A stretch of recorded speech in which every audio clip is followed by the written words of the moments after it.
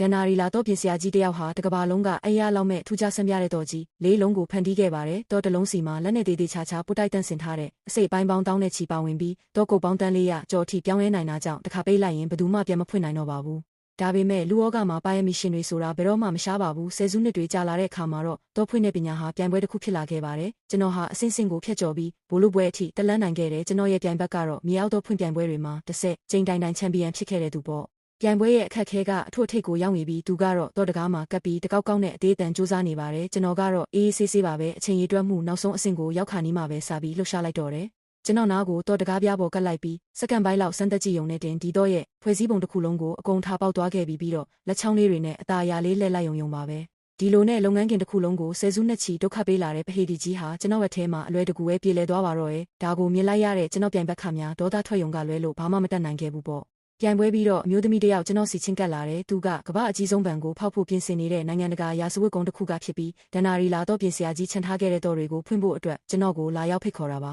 သူပေးတဲ့လိပ်စာအတိုင်းကျွန်တော်သွားခဲ့ပြီးကုန်းသားတွေနဲ့မိတ်ဆက်ပေးတယ်ကျွန်တော်ကိုလက်ရည်စမ်းတဲ့အနေနဲ့သူတို့ဟာပထမဆုံးစစ်စင်ရေးတစ်ခုကိုချက်ချင်းစီစဉ်လိုက်ကြတာပေါ့သူတို့ရဲ့ပြစ်မှတ်ကတော့ပါရီမျိုးကငွေစုငွေချေးတင်းတစ်ခုပါငွေသားအများကြီးမရှိပေမဲ့အဲ့ဒီကမိခန့်တစ်တာကတော့တော့ပြင်ဆရာကြီးရဲ့နာမည်ကြီးဒန်နာရီလာလက်ရာတွေကတစ်ခုဖြစ်နေလို့ပါပဲ